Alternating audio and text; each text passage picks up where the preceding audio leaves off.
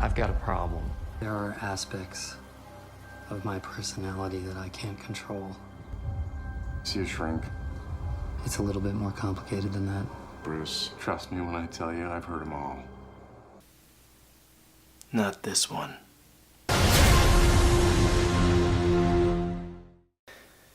The Incredible Hulk had so much potential, and then it took a big green shit all over it.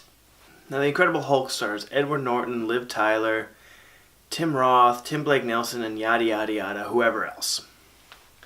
It follows the story of Bruce Banner as he's trying to find a cure for his problem while the government is coming after him.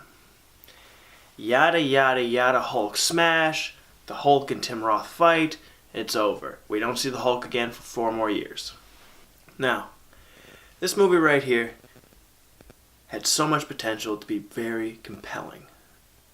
And it seems like it tries to set up for that, with having Tim Blake Nelson be teased for a villain for maybe a future sequel.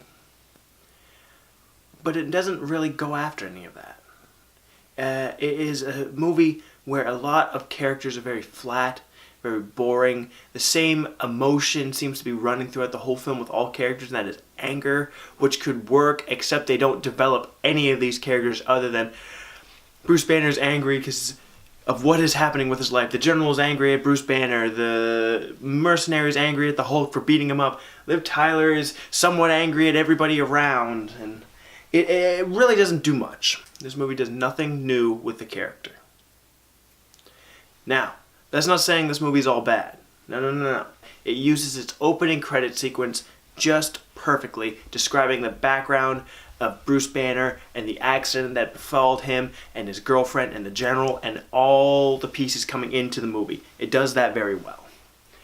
But other than that, I don't really recognize much about the movie. There's nothing that really sticks in me other than they tease a character to become a villain with Tim Blake Nelson, and there's no sequel, so really that's just a big plot hole in the Marvel Cinematic Universe. Tim Roth and Liv Tyler are both very fantastic actors, but they're not given much to do in this film other than just be there and do what the plot says. I did like, however, that they treated the Hulk like a horror monster when he first hulks out in that bottle plant, I think it is.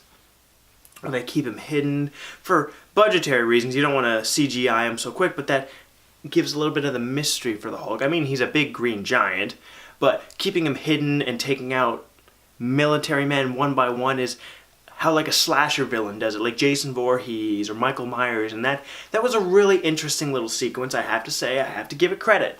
Give credit where credit is due. That is what you have to do. But this movie just really made me angry with how much it had going for it.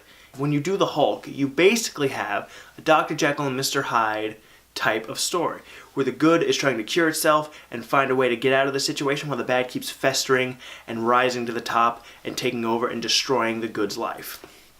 Now, in this movie, the Hulk really doesn't do that. I mean, in the comics, I understand that the Hulk is all internal. That's his battle about the Hulk versus Bruce Banner, and sometimes Bruce Banner can take over and win, but they don't really go into that too much. It's really just Bruce Banner is one thing, the Hulk is the other. There's never that real moment other than when the girlfriend gets hurt, I guess. But even then, it's just kind of glossed over where the Hulk takes her and tries to save her. And after that, it's just like all of a sudden the Hulk, instead of this caring, emotional, he just goes right back into beast mode. I need a drink.